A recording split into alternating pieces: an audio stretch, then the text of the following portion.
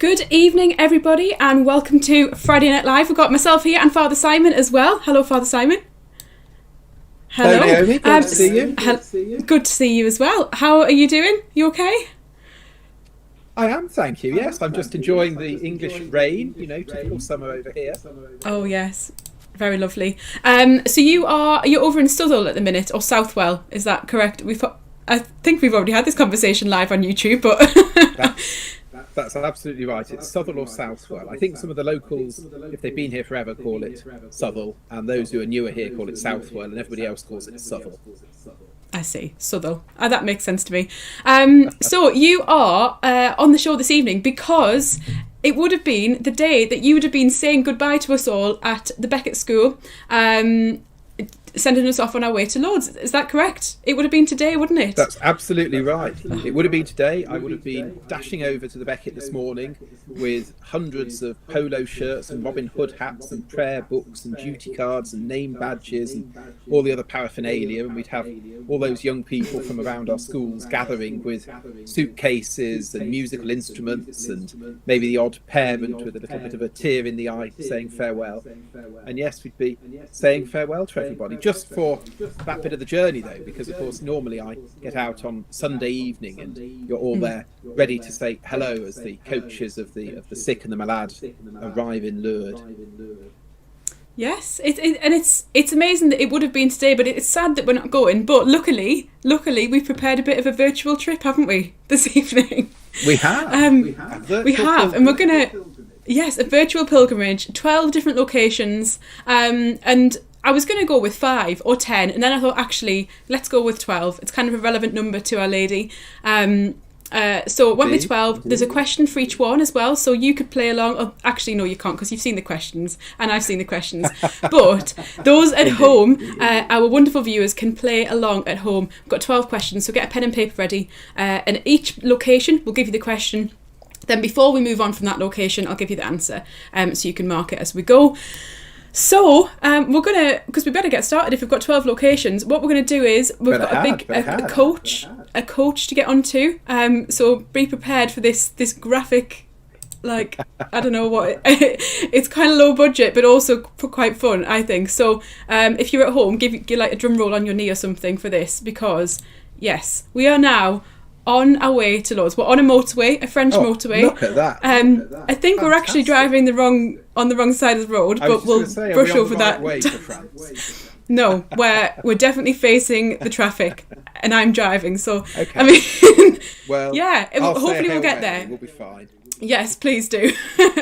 So we would have been kind of in northern France, I imagine, / on the ferry. It depends which ferry we catch. It's always a bit touch and go, isn't it? But and I saw that, I've seen that Vicky's watching as well, and she shared a photo of us earlier of us last year on the ferry having a coffee. Yes, it was lovely. It was lovely to look back at last year. We've got a few Lourdes people watching, actually, Father Simon. We've got Mary Parr watching as well. She says hello. Wonderful. I know we've got Sophie, who I mentioned to you earlier, who is a Lourdes fanatic. She's been there like more times than she's been alive, and her family might be watching as well. So hi to you guys. Yeah. So we're on our way to Lourdes now. The journey itself is I think almost a pilgrimage alone. It's a great journey. There's many holy moments happen along the way. There's many not unholy moments, but there's many moments where you wish the journey wasn't so long, so hot, maybe so uncomfortable. But actually, looking back, people always say I wouldn't have it any other way than to be on the coach, unless you get the flight, obviously. Maybe some people do prefer the flight. I did the coach for about 15 years when I first started going. I first did it when I was 16. I just finished my GCSEs, and there is something very special about that coach journey. I remember being told before I got on that everybody would just be sitting there with the 1 or 2 people they knew, and by the time you came back, everybody would have mixed up and they'd know everybody, and there'd be more banter and more singing and all that sort of thing. And it's really very true. It's a great way of really getting to know everybody on that 22-hour journey or whatever it is. It really is, and you do get to know everybody. It's such a lovely experience. Now, I've forgotten to do one thing, and on the coaches we usually have quizzes, which is where I got this sort of idea that we could do a quiz along our journey. I need to give the question for this first location. The first question, if you're watching at home, is how many modes of transport took people from our diocese, that's Nottingham Diocese, to Lourdes last year. How many modes of transport took people? So we'll give you the answer before we move on from this stage of our journey this evening. Have a think, how many modes of transport? So yeah, it's an amazing time, the coach, the ferry, the motorway through France, the services, the lack of UK toilets, you know. It's a very interesting journey, but one that is definitely the making of the trip sometimes. Yeah. You were on the coach a few times as a young person, I believe, were you? I was. Yes. The first time I went, we were led by a nun called Sister Kath, and there was no toilet on the coach, and she didn't necessarily believe in toilet stops, and we didn't have quite as much sort of health and safety. I think her best journey time was 9 hours between toilet stops. But whoa. You know, it's all character building. And it didn't used to be run through the schools so much. It was just young people from anywhere in our diocese. Obviously, we were all at school or whatever. But you didn't necessarily know anybody. I remember the first time I went, I knew my best friend was going, but literally there were about 48 on the coach, and I had no idea who the other 46 or so would be. Gosh. That's amazing. That's quite similar to... So the first time I went to Lourdes was with Hexham Newcastle. Shout out to Hexham Newcastle. And they have a similar thing. That's even further away. Yeah. Longer tell you what, those 3 hours make a lot of difference. It was so much easier going from Nottingham. Genuinely, I don't know if it was just psychological, but it felt... Well, it was shorter, but it felt easier. Those last 3 hours up. Yeah. Because you've got... Basically, once you get back to the UK, you've got to travel the full length of the UK, basically, to get home. So, but yeah, it was the same sort of thing. So I knew two of my friends, Sophie and Charlotte, who I went with, and Andrea as well, 3 friends, and the rest of the people were just people from the diocese. It wasn't schools there, so quite similar. Yeah, it's going to be quite daunting, but brilliant. Yeah. So, but coach is one of the ways of travelling to Lourdes. The other ways of travelling to Lourdes, which some people have guessed correctly, it's 3. It's 3, and it's the coach, a ferry, and an aeroplane. So those are the 3 main ways in which you can travel as a member of the Diocese of Nottingham to Lourdes with the pilgrimage. And I think coach is the best. I will say that. Yeah, brilliant. So we're going to move on because after all that chatting, we've arrived in Lourdes. Can you believe it? So quickly, quickly. Hurrah! The fastest journey yes. The fastest journey ever. It really was. So here we are outside Hotel Alba. Actually parked on the lawn, worryingly. Driving's not been a strong point with me this journey so far. Parked on the lawn outside Hotel Alba, where the schools stay. And it's amazing. Great hotel. It's one of many hotels in Lourdes, because there's so many people travel there each year. There's so many. And the question for this location, if you're watching, listening along, is how many people usually travel to Lourdes every year? So there's a kind of a ballpark figure of people who have been registered as pilgrims in Lourdes every year. What is that number? Obviously this year will be slightly less, I imagine, for obvious reasons. It will that be. We couldn't get there. No one could get there.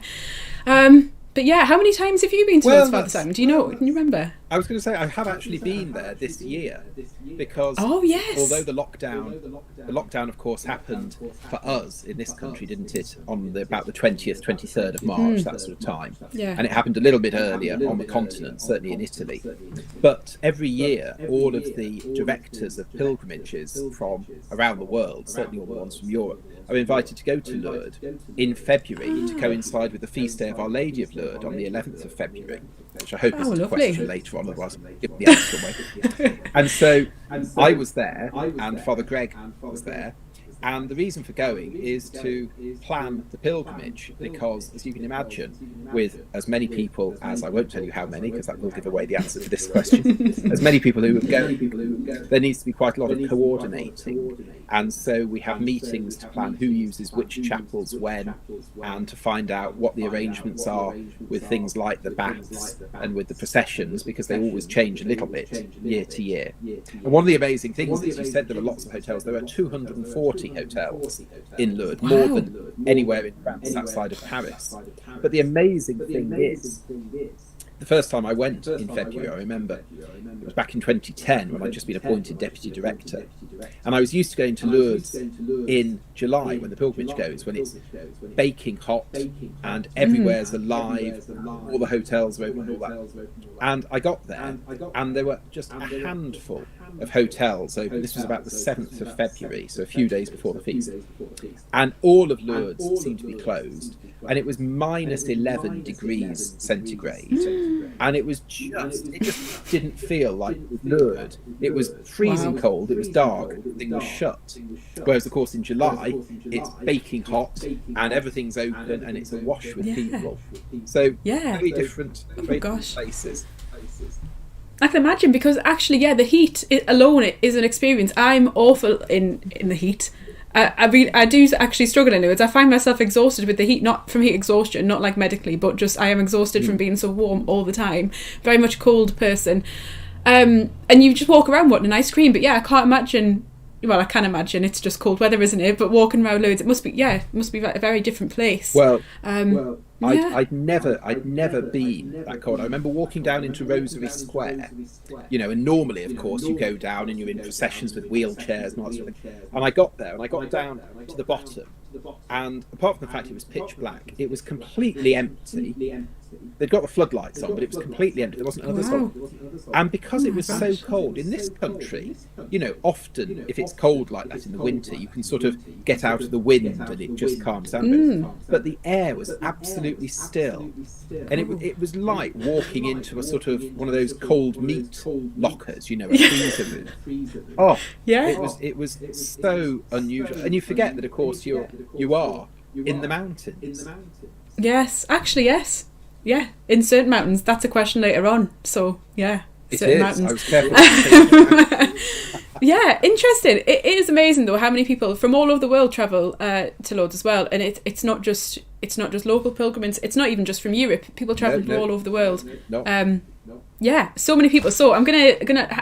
Did you know how many people travel to Lourdes each year? I bet you probably did.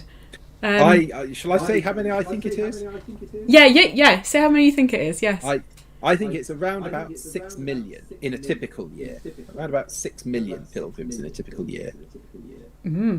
Well, you'd be correct. It is around 6 million pilgrims in a year. Yes, 6 million. That is so many. We had a few people guessing answers. We got Mary saying, about the Albert, the meals, the bread. Oh, yes, the Hotel Albert is a great hotel. And those duplex rooms are amazing as well, aren't they? And then, Vicky's saying, I'm not even sure I could hazard a guess at this question. I did not know. Before I did this research yesterday, I would not have been able to even have a guess at how many people travel. But 6 million, that is a lot. It's a lot of people. So those 6 million people... When you think... Sorry. No, go on. When you think that the population of Lourdes is only about 22,000. So, obviously, 6 million pilgrims somewhere like Paris... they'd cope, but 6 million people when your actual resident population is so small is quite a shock. Yeah, it's a lot to cope with, actually. Yeah, and it's not particularly, it's not somewhere that has a big motorway next to it, is it? It's not, or it's an airport. It's not at all. Yeah, it's quite heavy on the infrastructure. Yes.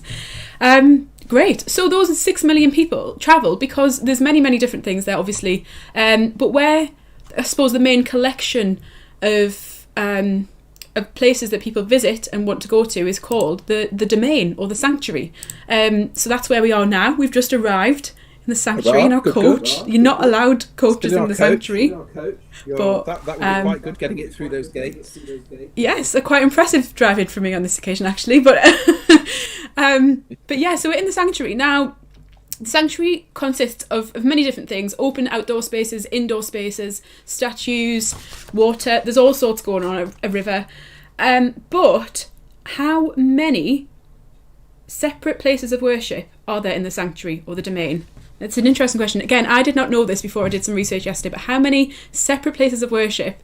We'll give you the answer at the end of this location, but it's staggering. Have you got a favourite place in the domain, Father Simon? Well, I was just going to say the interesting thing really is that they've all sort of been built up piecemeal over the years. So of course, when St Bernadette first saw Our Lady there were no places of worship. There is the old parish church, which is in the town, but this was just a grotto kind of out on the outskirts. And a church was built first of all, and then another and another, and gradually over the years it's all been built up. And of course they're all different shapes and sizes and different ages and different levels of beauty. And so if you go into the crypt basilica, you know, there's lots of mosaics there, and it's very sort of atmospheric, and it's all quite close in and so on. And then if you go into other places, they're just kind of vast.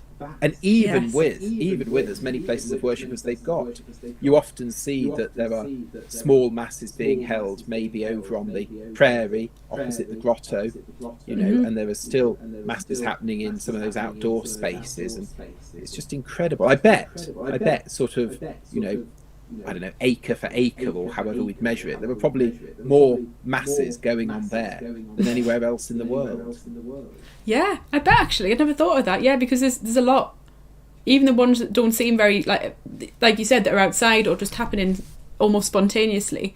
Yeah, that's a lot of mass, a lot of holiness. It's lovely actually to think about that. A lot of grace around the place. Yes, there's a lot of it flying around.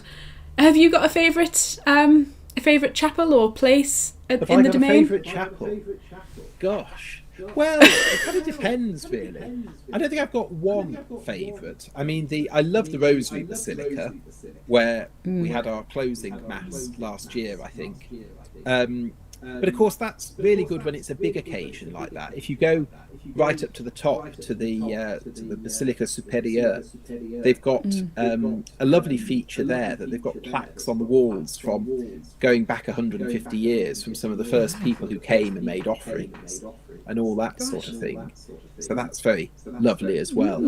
And then I quite like the Chapel of Adoration, which is over on the far side, and that's circular and it's on 2 levels, and you can just go in there and go upstairs and just sort of spend a little bit of time in the Blessed Sacrament. But it's quite dark and quite intimate, you know. It's a wonderful place just to sort of pray and forget there's anybody else there. It's just you and Jesus. Oh, lovely. That sounds amazing. I don't think I've been in there. That's amazing. That's the great thing. Every time I go back, I think we have a different locations for different masses. I know we've been on the ones just off the main, not the main road. I've forgotten all the words. It was St Joseph's Chapel. Yes. Yeah. That's the underground or half underground. Yeah. Little. So we had our opening mass there a few. When the flight was delayed that year, and there was very few people there because it was all a bit hectic, and then actually we all just went in there for mass, and Tom didn't have a plectrum for his guitar, so he used a credit card, and it was like pulling everything together. But actually mass began and it was just so peaceful, just off the main esplanade, and it was lovely. I think I like that for that reason, because it holds memories, you know. So that's my favourite. When I first used to go to Lourdes, that chapel was unique because at the time, in the mid-90s, it was the only air-conditioned chapel in the whole of the domain. In fact, the only other place in Lourdes that had air conditioning was McDonald's. And so we used to have an occasional mass in St Joseph's, and it was just wonderful because you'd go in and literally it would be about 10 or 15 degrees cooler in there, and you'd shut all the doors and gradually. So by the end of mass, you thought, "Oh, this is lovely," and then you'd go out again. Yeah, and you walk out and the heat wave hits you again. Yeah, go and get an ice cream. Amazing. Well, there's lots of chapels, and a few people have commented. We've got Mary saying 18, maybe. Mark Fernandez nearly. saying 50. There's 50 chapels, maybe. Vicky's saying 25, but she did say 15. And then Sophie's saying 15 as well. Also got Finn Allen saying hello, Father Simon, as well. Hello, Finn. Finn's watching. Finn's at the Shrine of Our Lady of Walsingham. Oh, nice. Shrine to shrine. And then Vicky and Mary saying that's their favourite chapel too for that, and it was lovely mass. Yes, it was amazing. It was so funny. It was funny, but also very prayerful. You know, like it was full of the joy of the Spirit. It really was. So the answer, did you know this, Father Simon? I didn't. Or would you hazard a guess? There are in fact 22 separate places of worship in the domain itself, and I was doing some research, and the other fact I found out was it's actually 51 hectares in size. And then I had to work out what a hectare was. It's 510,000 square metres. It's equivalent of 95 football fields. That's massive. Wow. And I suppose it goes back a long way, doesn't it? And up the hill, and there's a lot of levels to different places. It's massive. 95 football fields. Amazing. A lot of space. And in that space, our next location that we're going to head off to, just round the corner in the domain itself, is the Grotto. So we're in the Grotto now, and of course you would never try to get a coach into the Grotto for many reasons, because it's a very peaceful place. There's people there, in fact, helping everyone to be peaceful, isn't there? There's the people who work at the sanctuary were doing a great job to help make sure it remains a sanctuary in every sense of the word. So yes, any top facts about the Grotto? I mean, a lot happened here historically, and a lot happens there now. It did. I mean, the Grotto obviously is where Our Lady appeared, and in 2012 and then again in 2013 it was completely devastated by floods. They had a flood in October 2012 and again in June 2013. So you have this amazing site of the Grotto that normally, as you say, is a place really that's very prayerful and quiet and all that. And it was just full of flood water and tree branches and all the sort of detritus that had come down. And all of the people who would normally spend their time there taking people through the Grotto and being very helpful with prayers and maintaining the silence and all that, all had to sort of don Wellington boots and waterproof outfits and all that. And they did an incredible job of cleaning the place up and making it fit for prayer once again. Because again, you sort of forget that part of the reason Our Lady appeared there was because it was somewhere that was a little bit remote.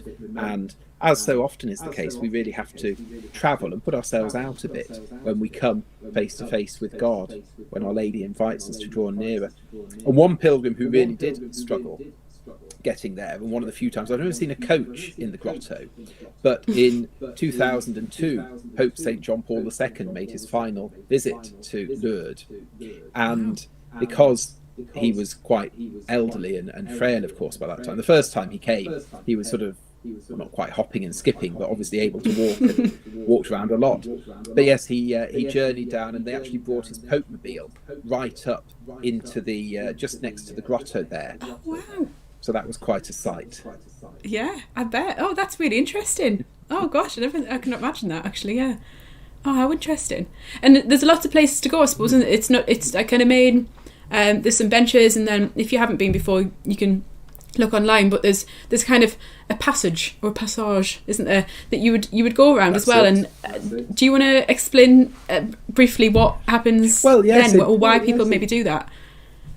Although now we consider it to be Lourdes, actually the Grotto is in a place called Bastille, which was the sort of next little hamlet, if you like, along from Lourdes, back when Our Lady appeared to Bernadette. And Bernadette and some of her friends were there collecting firewood. And you can imagine that because it was a cave, a grotto area, that was where perhaps tree branches and firewood and so on had kind of blown into. So it was an easier place to get firewood to keep the family fires going and so on. And Bernadette looked up and she saw there, just in the kind of the cleft of the rock, that picture, that image, and she wasn't quite sure what it was, just that there was a beautiful lady. And Our Blessed Lady kept inviting her to come back here, and she felt something that was kind of irresistible. But again, it's interesting when you read through the Old Testament how often caves are mentioned there. You know, God appeared to Moses, not just at the burning bush, but when Moses was in the cleft of a rock, so that his hand, God's hand, could shield Moses, so Moses didn't see the face of God, because to see the face of God is to die. And King Saul was discovered in a cave by his attackers at one stage and hid there at the back of a cave. And of course, perhaps the most famous cave in the Bible is just at the beginning of the New Testament, when Jesus is born in that cave underneath where the animals are, because there's no room in the inn. So there's a great sort of biblical understanding. And then even when Jesus died, he was laid in that freshly hewn tomb, in that cave, in that hole in the rock that nobody had previously been laid in. So there's this way that God keeps sort of reminding us of our history, our salvation history, through some of these natural features of the world in which we live. Yes, amazing. Yeah, and the word grotto, I believe, actually means kind of cave, doesn't it, as well? It does. Yeah. Yes. Oh, that's amazing. It's great having you on the show with a lot of wealth of knowledge, because it's great to help understand the story of Lourdes even more. Because sometimes I go and it's so busy when you're there that there's very little time to actually sit and understand what happened there. I forget to do a lot of things. You might know this already. I've forgotten to ask the question. I've forgotten to give everyone the question about the grotto. So, everyone watching, this question number 4 for location number 4. So, in the grotto, there are some words written on the rock underneath the statue of Our Lady. It is inscribed in the stone below. In what language is it inscribed? I was going to read it out, but then I thought that might give it away. So in what language? It's interesting. Because obviously, usually, a bit of a clue, Our Lady will speak in the local language to Bernadette, I imagine. So that's a bit of a clue, but maybe not too much of a clue. But yeah, it's interesting. There was many apparitions as well. Was there, how many do you know? Well, Our Lady appeared there to Bernadette 18 times. And 18. There were 1 or 2 at the beginning, and then she appeared almost every day for the period of a fortnight. She appeared 12 times in 2 weeks. And then there was quite a long gap until she appeared then just before just in the middle of July, just about this sort of time, really. But it was on one of those middle apparitions that Our Blessed Lady spoke those words that you didn't read out because it might give the game away. But the English translation, because she didn't, I think we're probably allowed to say she didn't speak in English. The English translation is, I am the Immaculate Conception. And the day upon which those words were spoken was the feast of the Annunciation, the 25th of March, the day that Mary became that which she'd always been sort of promised that she would be, and saved by God's what's called prevenient grace, because Jesus hadn't entered yet, but she was saved from the sin of that original fall, and that was how she came to be known there as the Immaculate Conception.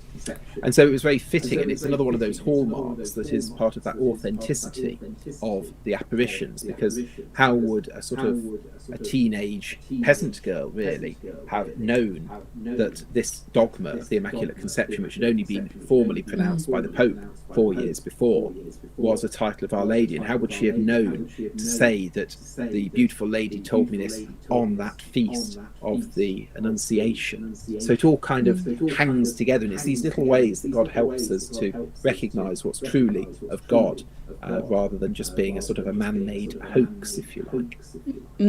Yeah, and it's gone through a lot of kind of stages of approval as well, haven't it? Even every claim of healing at Lourdes has to go through approval. It's not just something that people say, oh, I saw Mary, and there you go, we've got a shrine. It's very official, and very, very prayed over and thought through. It's very interesting. We've got a few people. Vicky asked me to read.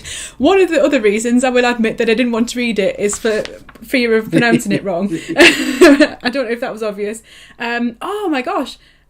Finn Allen, Patrick, his brother, says Occitan, and he's absolutely correct. Occitan. Yes, a local French dialect. And Vicky said French as well, so it is French technically, so yes. Lots of people throughout sometimes think it's Latin, don't they? Because it, it could look a little bit Latin if you don't know Latin. If you do, obviously, you'd know it absolutely wasn't Latin. Or Spanish. It does look a little bit Spanish because it's that kind of region of southern France and northern Spain and a bit of Italy as well that will speak this local dialect. So yeah, top marks. We've got a few more people saying Occitan. It is. It's very much a blend of Spanish and French. So the soy era, que es soy era, Immaculate Conception. The soy and the era would be more Spanish than French. Spanish, yeah. The French, of course, would be je suis. Yes. Yeah. It's very interesting, and languages are amazing, especially in that part of the country. I went to the Basque region of Spain when I was in year 8. This is a total tangent, and their language obviously is completely different, but so close to the language that Our Lady would have spoken, close geographically, in Lourdes itself, but very different dialects and languages. Amazing. So, in fact, also, side note, I read that there are certain languages that are also classed as official languages of the shrine itself, which is quite interesting. So obviously there's different masses throughout the day in different languages, isn't there, and services. Yes. Yeah. Yeah, there are it's interesting. 6 official languages. Mm. Am I I echoing? wonder if we can guess what they are. No, I don't think. Are you? Oh, okay. Echoing? Well, I can Maybe hear myself over here. Anyway. Oh, no, I can hear French, you. French, Italian, Spanish, English, Dutch, and German are the 6 official languages. Amazing. And it's great to know. Like, it makes you feel welcome, doesn't it, when you go somewhere and you know there's an official language that you can speak and understand. I think that's the great thing. It's great to know the languages, especially a little bit of French doesn't go amiss in Lourdes, but Always it's helpful. like nice to know. Helpful. Yeah, always helpful. Yeah. Brilliant. Okay, we're going to move on because it's a whistle stop tour, and we've been in the grotto. Although it's lovely and peaceful, people love to stay and pray. But we are going to move on, and it's a celebration. It's Bastille. It's the 14th of July. Hurrah. It's Bastille, and it's amazing. I love the Feast of Bastille when we're out in Lourdes. It's great. It's a great celebration, and it's great. I know we've often been, as a group, stood on the bridge, just on our way back to Hotel Alba as a schools group, and watching the fireworks and watching the celebratory happenings going on around us and all over France. In fact, have you witnessed? You probably have witnessed many Bastille days in. I have. Lourdes? Yes, I've been in Lourdes quite often on Fête de Bastille is what they call it. That commemoration of the storming of the Bastille prison in 1789. And in fact, one year I was in the year 2000. I wasn't in Lourdes. The pilgrimage was a bit later that year, but I happened to be driving through France on Fête de Bastille. And I remember having to stop off at a hypermarket in Paris to buy some wine. And then even before that, when I was at school, we had the second centenary celebrations in 1989. 200 years since the storming of the Bastille and the Fête de Bastille, and there were great celebrations in this country as well as in France on that day. In France, of course, they were celebrating the liberation from monarchy. In this country, we were celebrating the fact that we hadn't been as silly as the French to get rid of our monarchy, or at least when we did, we got them back again 10 years later. Yeah, it's amazing, and you can see the joy, can't you? It's a real national event in every sense of the word. Yes. Yeah. The question I have for our viewers is, on what day of the week is Bastille celebrated this year? So it's in the next week or so, because we would have been out for it as well. On what day of the week would we be celebrating, or are people celebrating Bastille? Did you know this before? I suppose it's a big day in the pilgrimage timetable, which we kind of already had started planning. Heartbreakingly, that's it. It's always nice. It's always nice to try and make sure that on Fête de Bastille we've got that opportunity to go to the torchlight procession, which finishes about 10 o'clock, and then we can go and, as you say, go to the bridge or outside the crypt basilica maybe, or some good vantage point, and see all of the firework displays over the chateau, over the fort there. And were you there 2 or 3 years ago? One of the fireworks was sort of misaimed, and it set fire to some of the scrubland just underneath the castle. Oh gosh! And so all the fireworks stopped, and we sort of thought, "Oh gosh, I wonder what's happening." And about 5 minutes later, we could hear the fire brigade were going over with bells and sirens and all that, and you could see that the hillside there was a little bit on fire, and then. You couldn't see the firemen and you couldn't see the water, but gradually the fire just sort of died down, and then the fireworks started again. Oh, no, I don't think I was there for that. That's a great story. I imagine just kind of getting on with things. That sort of laid back approach to things, isn't it? Yeah. Oh, there's been a big fire. Let's have more fireworks.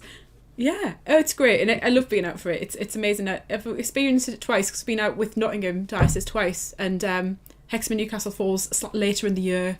Another shout out to H&N. It does. Yeah, sadly we don't get to experience Bastille, which is sad. But I do love, and I'm gutted that we won't be experiencing it. Will a few people put some answers in? What day of the week would it have been? It's a tricky one because it's set to the date, isn't it? It's not it's not, for instance, it's like always like a Wednesday. Christmas, isn't it? It varies. Yes, it's or like your birthday. That Jane. Or yes, that's a good example. Yes. Okay, we'll give the answer. Did you know the answer? Was it in the? I did. It was on our timetable planning for next Tuesday. Next Tuesday. It would have been on Tuesday. And on Tuesday, maybe we should have like a few fireworks. Well, not actual fireworks. Put some candles on or something to celebrate. We could all dress in red, white, and blue, couldn't we? We could. That's a great idea. I won't do that. I will do that. Oh, Finn Allen got it right. Yeah, Tabitha saying the 14th, Tuesday. I think there might be a delay on the comments coming in. Might be my internet's gone a bit dodge. But yes, Tuesday the 14th. So, we're going a bit backwards because I know you mentioned actually we'd normally have a procession and then the fireworks and Bastille, but we're going to go now, not that we would after this because it's late, but maybe the next day, imagine, to procession. Okay. And there's multiple options for which procession we go to. That is the question. How many types of procession are there in Lourdes? So that is the question for this location. Location 6. How many types of procession? It's going to be tricky for us to talk about the processions without giving the answer away. But I suppose it doesn't really matter. If people are listening carefully, they can pick up on some information. Vicky said she was looking for our planning notes to try and find out what day Bastille was. That was a good option because we did have that final planning meeting at Trinity School just before lockdown happened. That was my last meeting before that I ever had. That was quite sad. But yes. Mary's saying 2. Very good, very good. Oh, well, the lovely thing about those processions is that the procession was very much part of what Our Lady asked of Bernadette.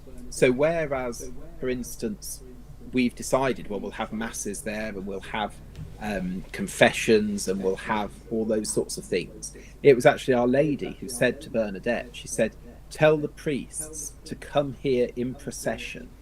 Tell them to come here in procession. So when we go in procession, however many times a day we do, because we won't give the answer away quite yet, we're doing absolutely what Mary asked St Bernadette to encourage us all to do. And again, it's wonderful that literally since those apparitions, there have been processions, not quite every not quite every day of every year, because there's a sort of a quiet time after about the middle of October when the sanctuaries quieten down. But there are processions, that's an unbroken link with the very time that Our Lady appeared. It's amazing, and I love the visual impact it has because I think that's a really important thing about the procession, that you can see people physically and spiritually journeying. And I like that because when people say that they're all. We've done sort of virtual rosaries and all sorts of things, which is great. But to see the impact of hundreds and hundreds of people all journeying together is amazing. One memory I have of Lourdes is when we had the procession it was underground. It was quite something because of a thunderstorm, and it was quite funny. But also, again, one of those moments when you've just got to let the joy of the Lord take you, because it was just very fun. We weren't allowed to have candles lit because it was obviously underground and indoors. There's hundreds of people, and we kind of did figures of 8. And Vicky, if she's watching, will know that the banner team were just walking kind of around with the banners in a figure of 8 around the underground basilica, and it was amazing. But kind of lifting our unlit candles, which doesn't really have the same visual impact, I would say. But yet it did have an impact, and it's a strong memory of mine. Do you remember that incident? I do. I remember it really because, for the opposite reason in a way, it was the first time we'd ever had the torchlight procession underground. Because although other processions, 1, 2, 3, 4, 5, maybe, who knows how many there are, will go underground if it's very hot during the day. The torchlight procession, by its very nature being torchlight, had always been outside. And I can certainly remember several times in previous years, it doesn't rain often in Lourdes, but because it's up there in the mountains, when it does, it absolutely rains. And I can remember on several occasions, as I say, being in the torchlight procession and it absolutely hammering it down with rain, but we kept going. A little bit of rain wasn't going to stop anybody. What you do find is that, yes, we keep going, but we get faster and faster, and they might chop out some of the hymns in between the decades of the Rosary, and instead of everybody going to Rosary Square for the end, they just get as far as that ramp up to St Joseph's Gate, and everybody clears off as soon as they possibly can. And so there's only the people leading the Rosary who are still there. And back even before that, we used to have the big diocesan banner used to have metal poles at the top of it, and they were a little bit worrisome when there was lightning on one occasion. And we used to have an illuminated banner as well that had a battery pack on the top. Ooh. And again, we took that out even if there was thunder and lightning, and you had to wonder how sensible it was wandering around with these battery covered lit banners in the middle of a thunderstorm. I think that was the big fear, wasn't it, that someone would get kind of electrocuted by lightning, which is a legitimate fear, to be fair. It was very interesting. Got a few people. Yeah, definitely. A few people commenting in with answers. Mary saying 2, Sophie saying 2. A few people commenting in. So Finn is saying, no idea how many, but none of them are as good as the 3 a.m. Easter Vigil procession at St Augustine's. I imagine that is something you've been involved with, Father Simon. I know it's not something I've been involved with, so it sounds amazing. We have had very early morning. That's quite something, yes. And in a way, sunrise. It's its own torchlight procession, because we start the Easter Vigil, of course, with that fire, and we light candles and we process into church. Amazing. That sounds brilliant. Will you be carrying that tradition on in your new parish? I did this year. I was the only one here, obviously. Yeah. But we live streamed it, and half a dozen parishioners watched. And we couldn't do the fire, of course. Only the Pope had an Easter fire this year. He didn't allow anybody else to have one because of the lockdown and so on. But yes, we still had all of that lighting of the candle indoors and so on and so on. 4:30 in the morning. Amazing. There's something really special about things that are out of normal hours, isn't there? And to do with light and dark, and just going with the kind of the rhythms of the world, of the earth and nature, rather than the rhythms of our time and what's easy for us.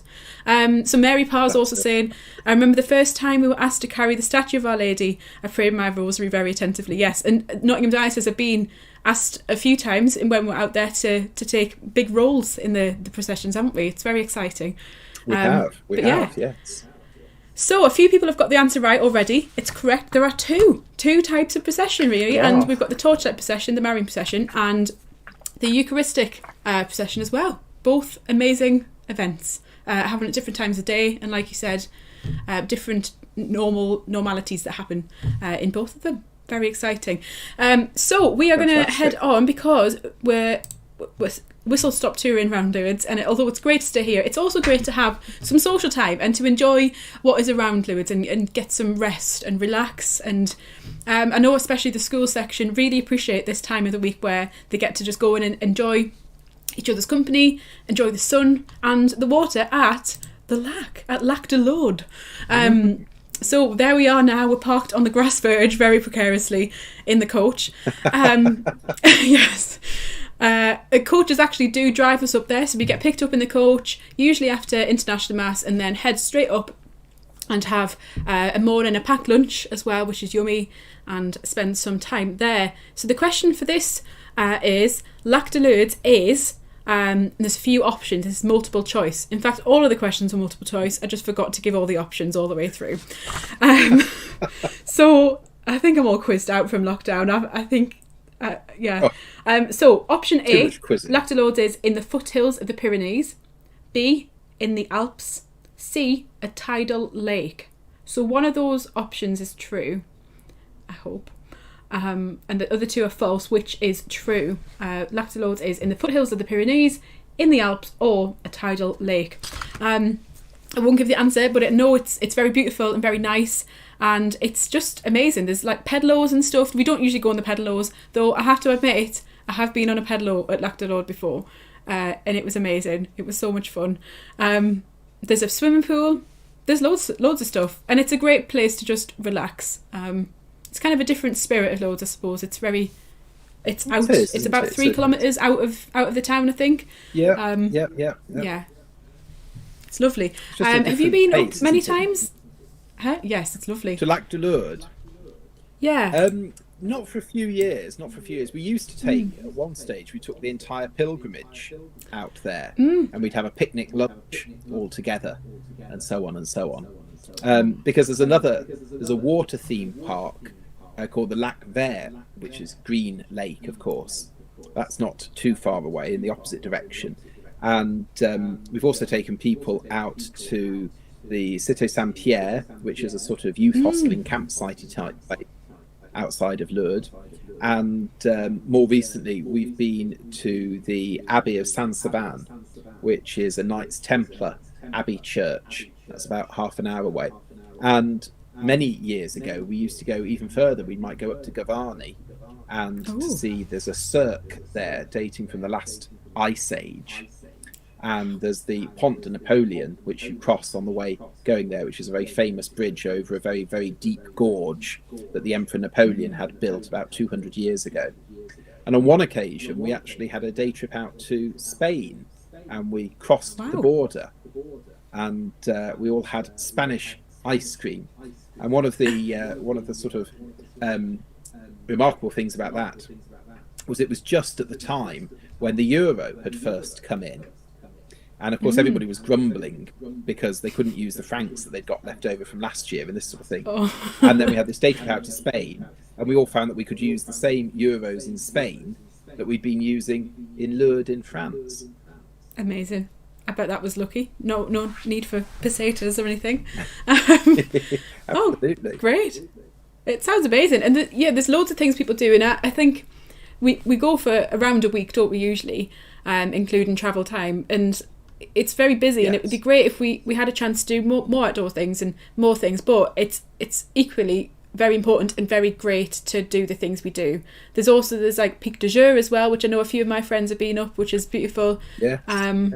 Yes, and myself and Mary, actually, who's watching, we're thinking of next year maybe getting one of the little trains, the Petit Tron, around the Petit Tron.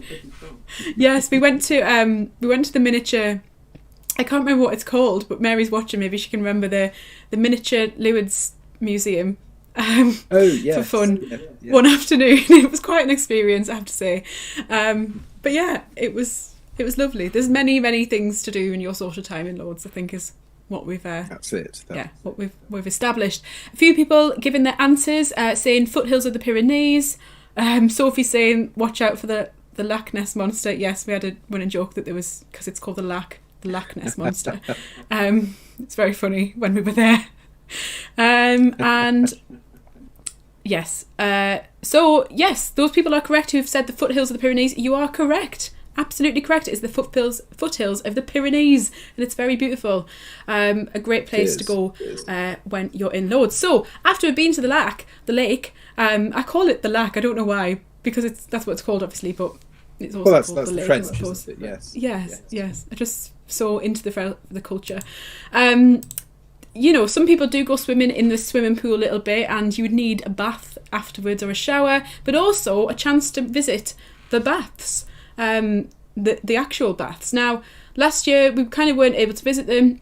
This year we aren't able to go, and they're currently closed. I believe we were just saying before we started, they're closed, and being water based, I imagine they are kind of a bit of more of a risk of transmitting viruses and things in them, but hopefully they'll open again. And behind us, we're parked outside the baths, just so you know, Father Simon, where we're parked in the coach. We're just on the outside. Very good. I love standing here actually when we're waiting to go in, because lots and lots of people love to go, and there's a kind of queuing process, and we get a time slot.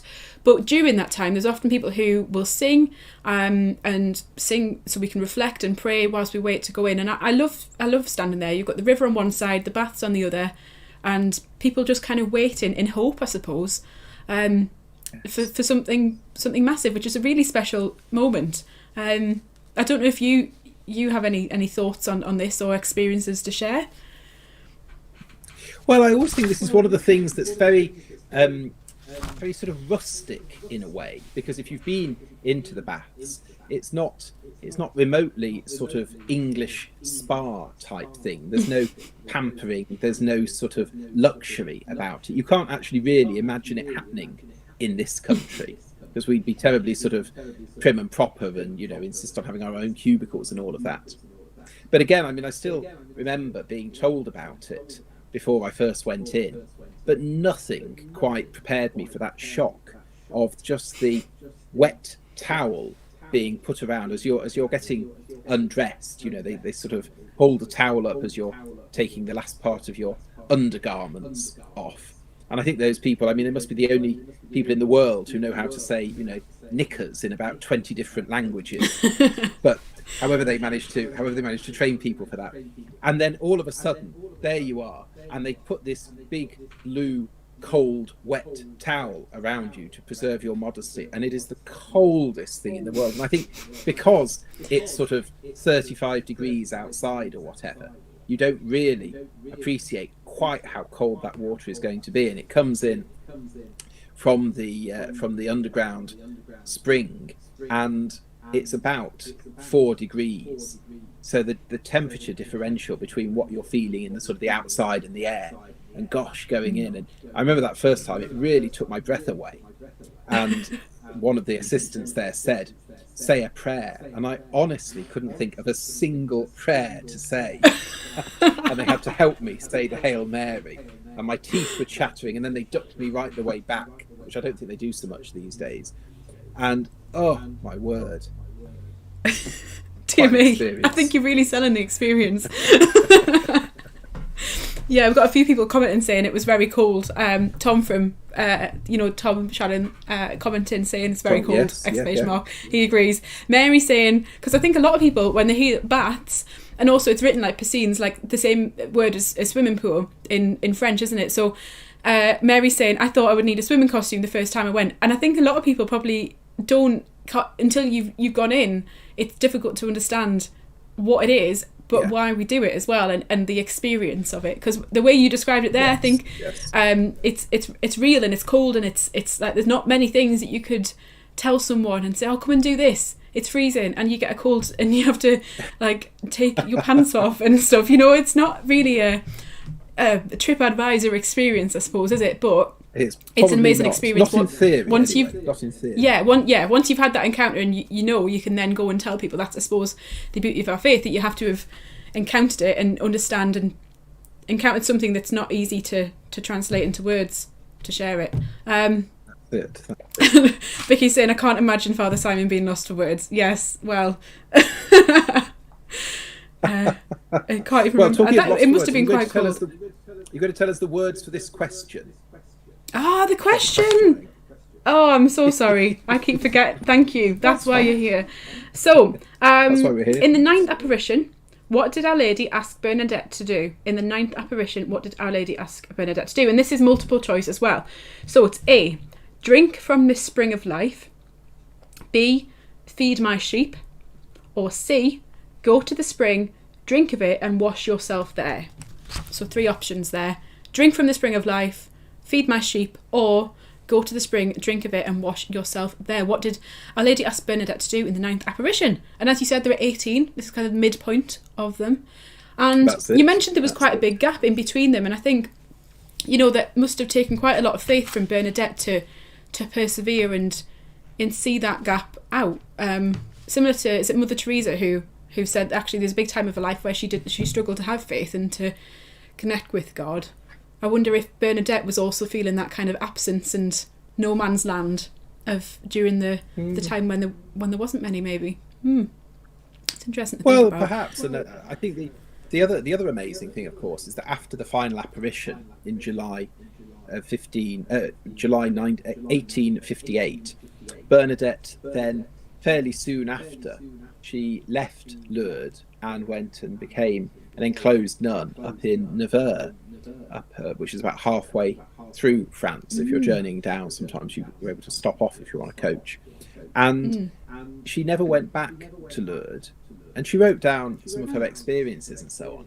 But it's amazing, isn't it? You think to yourself, you know, nowadays, if you're chosen by God to be that kind of emissary of his mother and invite people to this spiritual place, this place of pilgrimage, and you do all of that, you think to yourself, well, what happens then? You're sort of retired from public life in a way. And it was part of the hallmark of St Bernadette's sanctity that she also had the humility, the grace, to be able to recognise that that was one of the things that God wanted her to do. But there was still more in her life that he was calling her to do, and that hidden life then of prayer and of closeness to God in that enclosed religious life was part and parcel of her sanctity as well. And sometimes we think, don't we, that it's the big sort of showy things that, well, that's the important bit. But, you know, God often has other plans for us, and sometimes it's in that very public way. But sometimes it's also just in the quiet and the stillness and the calm and the hidden life. And lots of the saints have talked about that. St Teresa of Avila and St John of the Cross especially have talked about that time when God does seem further away and that we don't perhaps seem to be quite in the limelight in the same fashion. But God, we know, is always there with us. Yeah, and it's encouraging to have the saints of all people commenting on those things, isn't it? It's encouraging for us as people on earth at the moment that was the case. Amazing. Good. So a few people have got the question correct already, and it's a tricky one because I threw a few curveballs in there. You know, feed my sheep, not something that Our Lady said, but I think was it Pope Francis has said this. No, he hasn't. Well, he said, and I don't Jesus. know who said that. And Jesus. Pope Francis quoted him and said, "Smell of the sheep." That was it. Smell that. You must smell of the sheep and get involved in the people. That's it. Drink from the spring of life. But the answer was C. Go to the spring, drink of it, and wash yourself there. And that is why the baths exist, and there's the taps as well to drink from and to fill bottles and stuff and take it all over. The amount of water that must be transported from Lourdes to different corners of the globe, it's amazing. I know people put it on. Phenomenal. When we were getting when I was there a few years ago, we were travelling back by coach, and a few people who were on the flight were asking us to kind of put big containers of Lourdes water in our luggage in the coach, so that obviously because it's heavy. And it's amazing how much people want this water and want this healing power. So yeah, it's amazing. Indeed. So that's the baths. We've got places to get to, and we're running out of time a little bit, but we'll go anyway, because one thing that usually takes quite some time but is a very rewarding experience is heading to the underground basilica for international mass. Now, I love it. It's a great time. It's a great celebration. I remember you last year saying there was so many, I don't know if it was however many priests were there or however many people in total, but you looked thrilled. You're so thrilled that there so many people were there. And it's a powerful experience to see the clergy processing up to the middle of the underground basilica, and it's just a powerful experience, and it is in so many different languages as well, which can be challenging to stay engaged with, but it's a brilliant experience, I think, anyway. Is it one of your highlights of the week, would you say? Or absolutely. It's incredible. And in fact, as when we're there might be perhaps, 100 priests at the Mass and perhaps 10,000 people. When I've been privileged to be there in the February planning days and we encounter the Feast of Our Lady of Lourdes, it's always bigger still. So this year on the 11th of February, they had something like 30,000 people at the Mass and almost 700 priests and a dozen bishops, including the Bishop of Lourdes and Tarbes, but also the Pope sent a representative, Archbishop Rino Fisichella, who is the president for the Pontifical Council for the New Evangelization, I think it is. I think that's his title. Interesting. And he preached in half a dozen different languages, just a very short homily in 6 different languages. But it is completely unlike anything that you'll see anywhere else, having so many people coming to Mass. And as you say, yes, sometimes it's a bit challenging to sort of keep focused when things are in different languages. But one of the beauties of our faith is that even if you don't understand the language of the Mass, you know what comes next, and you can follow what the priest or the bishop is doing, and the gestures are the same, and those sorts of things. So you always know where you're at in the Mass. Yeah, I think that's the beauty of it. And the variety almost adds to the universality of our faith, I suppose, doesn't it? So the question that I've picked for this round is the underground basilica, as I've referred to it so far, is formally known as, and this is multiple choice as well, is it A, Basilica of St Pius X, or Basilica of Pope Paul VI, or the Eucharistic Basilica? Now that is kind of its full title. We'll give its official full title afterwards. But have a think. Is it A, the Basilica of St Pius X, Basilica of Pope Paul VI, or the Eucharistic Basilica? I've got a few people commenting saying, Vicky saying, adoration in the underground basilica has got to be the most wonderful experience I've ever had. Yeah, I agree. And it's amazing. The lights are down and there's one spotlight. And I love that it's so easy in such a big room full of so many people and things to focus on the Eucharist in that moment, because it's just raised up as it should be, but even though it's underground, there's something really special about the place. A lot of people say it's kind of like a car park, which I mean it is. There's definite qualities of car park in the structure of it, but I think the fact that so many special things happen in there makes. It's the things that happen in the building that makes it special, not necessarily the architectural design of the concrete. And in fact, when they had the floods in Lourdes back in 2013, the underground basilica was out of commission for several months because, of course, being underground, it was very susceptible to flooding and was flooded to about 7 feet deep. And so all of the pews that were in there, all the benches and so on, there were actually photographs of them floating around in all of this dirty floodwater. But when it was cleaned up and so on, the Lourdes authorities took the opportunity, because the structure was fine. They put dehumidifiers in for months and months to sort of help dry out the concrete and so on. But they took up the opportunity to replace a lot of the electrics, which obviously had been damaged with the water. And so some of what you were talking about there with the light, the whole lighting system was completely refurbished and replaced, and they put new cameras in and different screens and that sort of thing. So even though it's such a vast place, wherever you are, they're able to project what's going on in the Mass to screens. So even if you're quite a way back, because it's kind of rugby ball shaped, isn't it? So you can be quite a long way back if you're at the far ends, but you can see on the screens what's going on.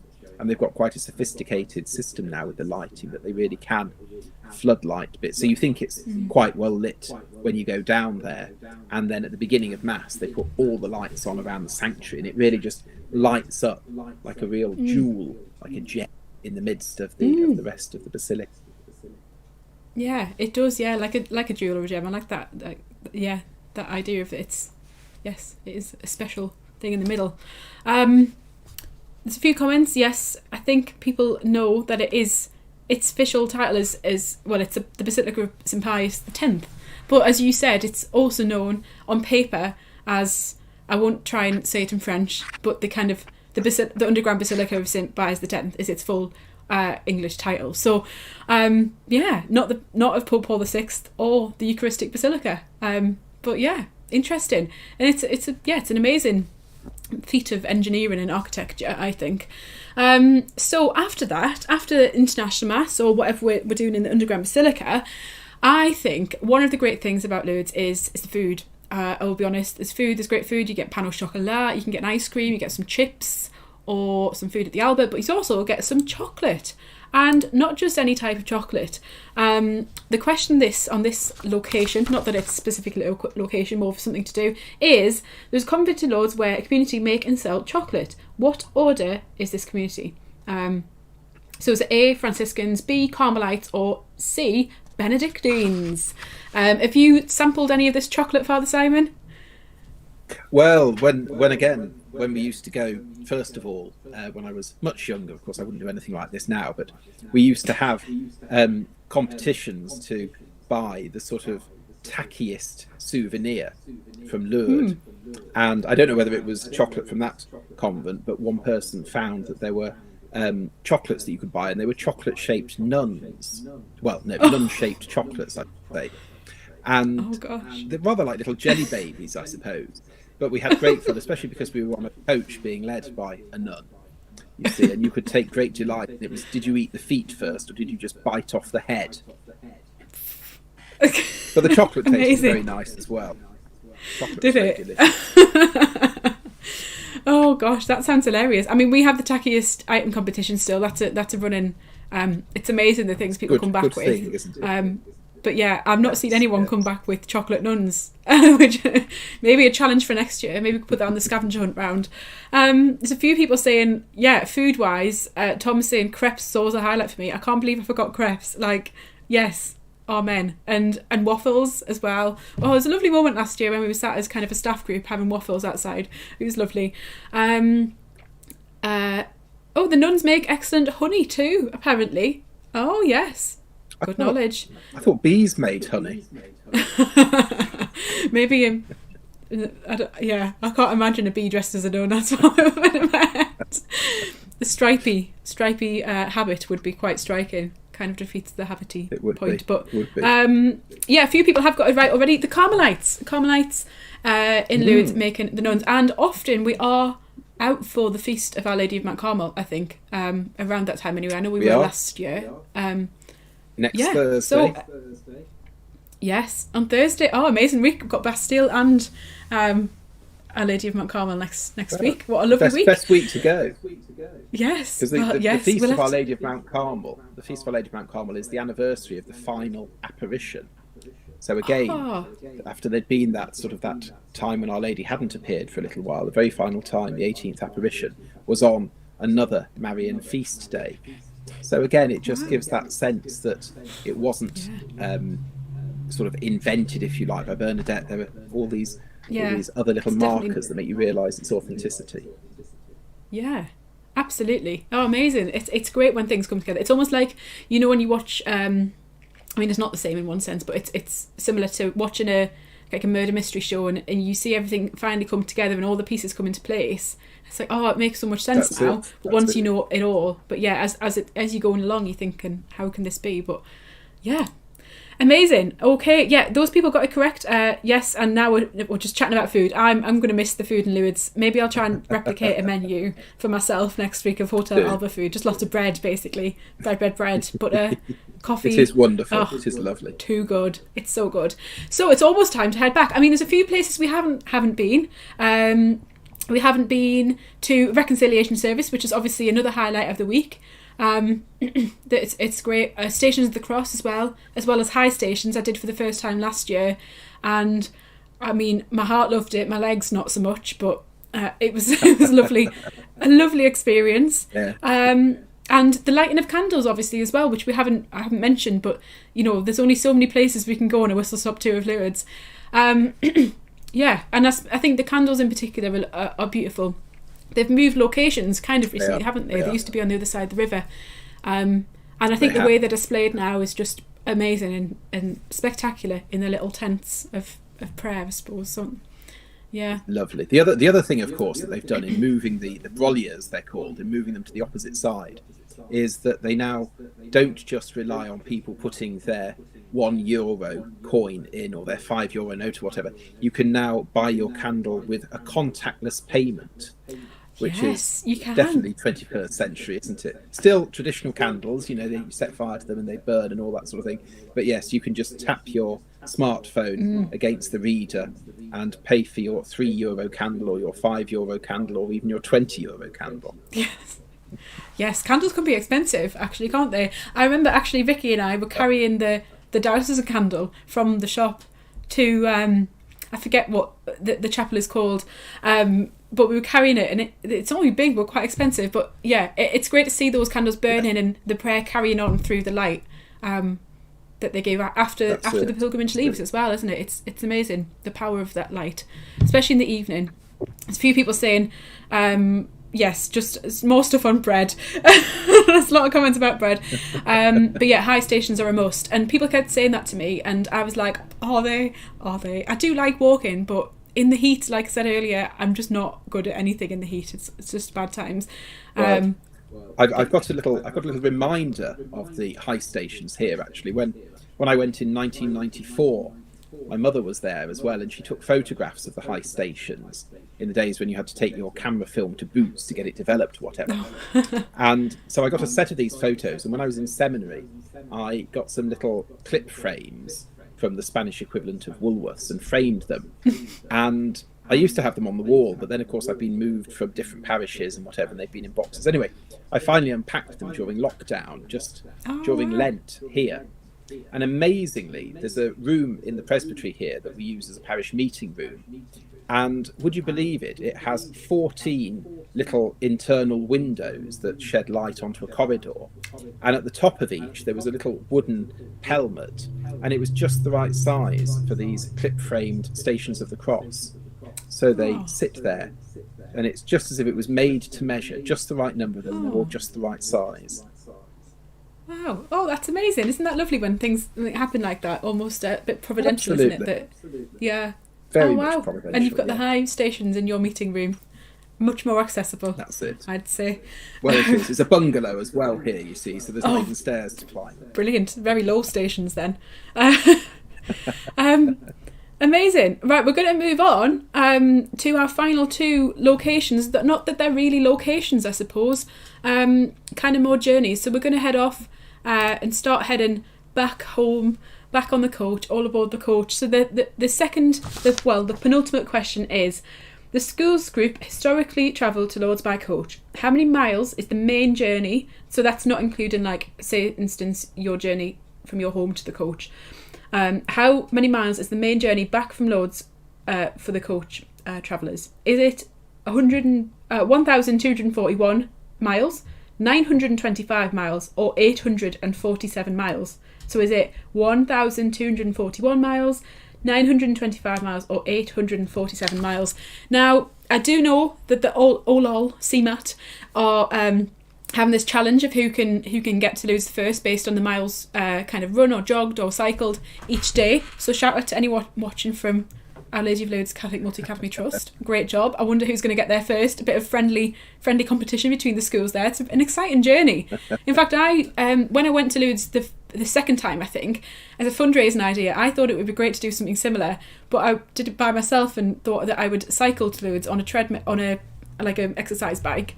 And it was far. It's a long journey. But I did it and did raise some money to be able to go to Lourdes, so all was well. But it is a long journey.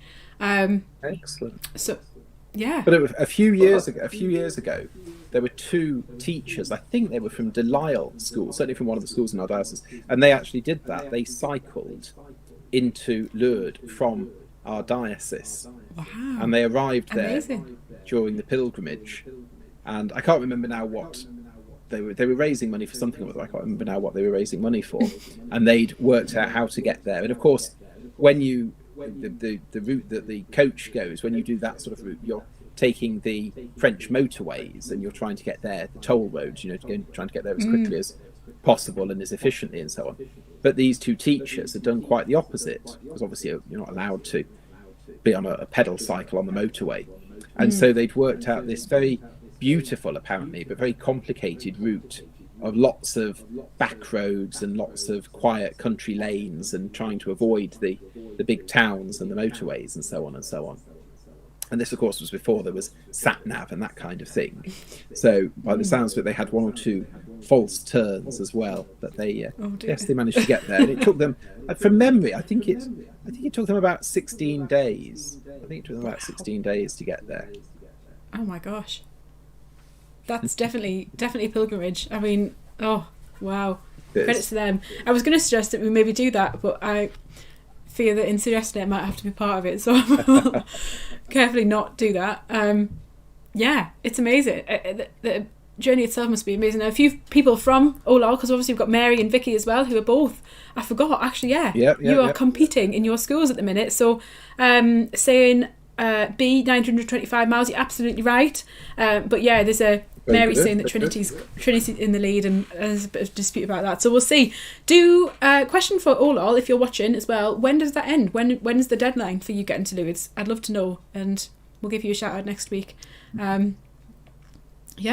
So we're going to head to the next destination. Imagine we're on our way back now, up the French motorways, across the Channel, and we're pulling back into our final destination.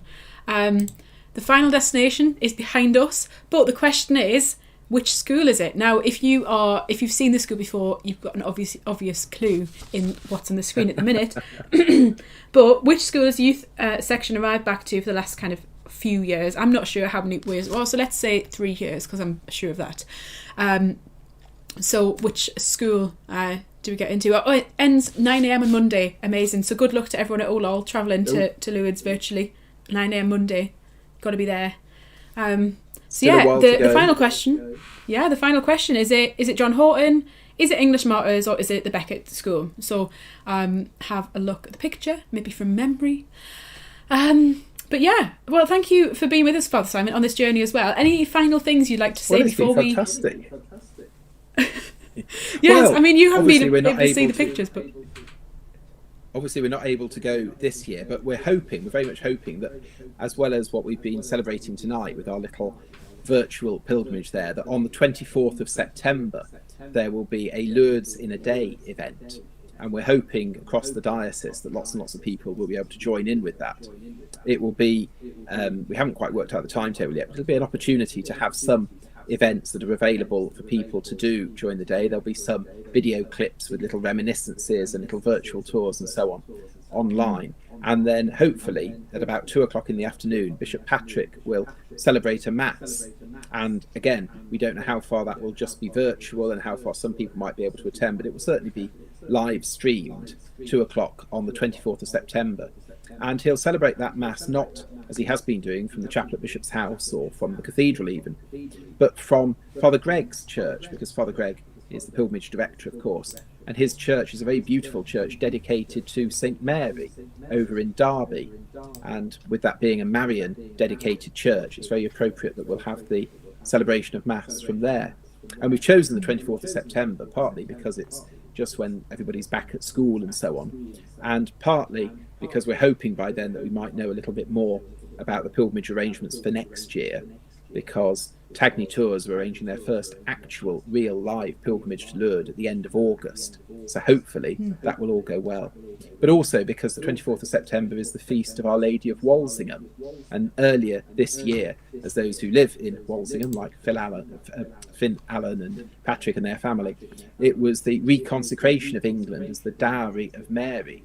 So it's just a way of tying in that very English devotion to Our Lady to this very French Marian devotion in Lourdes, and recognising that wherever we go on pilgrimage or however we encounter Our Lady, the message is always the same. It's that message of returning to Jesus and being signposted to Jesus, and recognising that at the heart of all we're about is our journey, not to Walsingham or to Lourdes or to anywhere else, but that journey towards Jesus in the heart of our lives.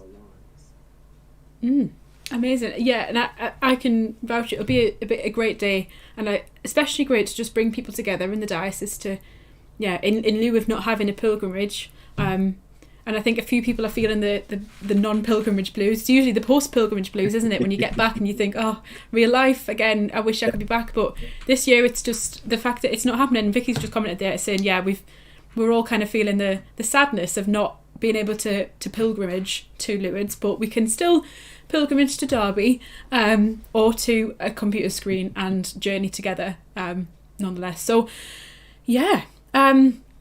thank you for sharing that as well. And I'd like to congratulate the people who got the final question right. Is the Beckett School. So we travel back to and from the Beckett and have a little prayer before we go. And sometimes if we get back on a Sunday, we have Mass, but then sometimes we have a bit of a prayer as well when we get back. So it's lovely to travel all together from a central location as well, I think. So that ends our journey. We're going to hop off the coach and back into Fantastic. Just a normal kind of setting. Well done. So we're back. Oh gosh, that was a long coach journey. To be fair, that was actually quite a long journey. yeah, so I think what I'm just going to do is let people know about a few things, and then I don't know if you would like to end with a bit of a blessing, Father Simon. If that's okay with you. Yep. So yeah, just to let people know as well, because I was going to mention the Lourdes in a day, but you've covered it beautifully. So do get involved with that, and especially if you're watching from a school, there'll be loads of stuff to get involved with from schools as well. We've got a few more shows left. Can you believe we've only got about 2 or 3 shows left from NDCOS Lab before it is summer? So we're finishing officially on the 24th, because I know a shout out to all of you in Nottingham who are finishing on the 24th as well. Leicester, can you believe it? Break up today. I can't believe it. There's such a difference in days people break up for a term, but do tune in for the 9:30am club on Monday, and then home time hangout on Fridays 2:30pm, and then this show is going to morph into a party for the next 2 weeks. So we're going to have the Briars team on with some quiz questions, some challenges, some fun, bit of an end of term party in 2 parts to cater for all of the different end of term dates across the diocese. So we've got end of term party part 1 next week, and then part 2 the following week. And the team have got some amazing ideas, lots of fun going on, some pre-recorded stuff, some live stuff. So do tune in and share with your friends, family, whoever you want to.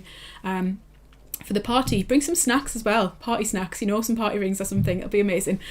That is all from me. Just to let you know as well about the Extraordinary is out on Sunday, along with a message from Father Jonathan as well. So he's got another message for us for Sunday as we look at the week ahead and all of the wonderful feasts that we've mentioned. Our Lady of Mount Carmel, Bastille's not a feast, but it's a great thing to celebrate. So we've got lots to celebrate next week. So, Father Simon, would you like to end with God's blessing? I will do. That'd be lovely. Thank you. It's been great to share this evening with you. It's almost like we're in Lourdes, eh? So, the Lord be with you. And with your spirit. And may Almighty God bless you and all of those who would have been with us in Lourdes, and all of those we would have been caring for in Lourdes. The Father and the Son and the Holy Spirit. Amen. Go in the peace of Christ. Thanks be to God. Thank you very much. Thank you so much for being on the show, Father Simon. It's been a bit longer than usual, but we've spoken about a lot. Slightly longer than the usual show. But thank you to our viewers as well who've stayed with us. And I feel like thank you to all the people in the chat commented. It does feel a little bit like we've been in Lourdes this evening. We've definitely got the spirit of Lourdes with us. Thank you so much for all you're doing and supporting the youth service as well. And yes, we'll go on and we'll definitely see you again, if not at Lourdes in a Day in September. So that's all from us. Thank you to all our guests. I'm not sure what to do now. I feel like I'm in Lourdes. I've got Lourdes tiredness setting in, the turn of delirium. We all know it. Should we just say goodbye to everybody then? Yeah. There we are. Bye. Bye-bye. Bye-bye. Bye-bye. God bless.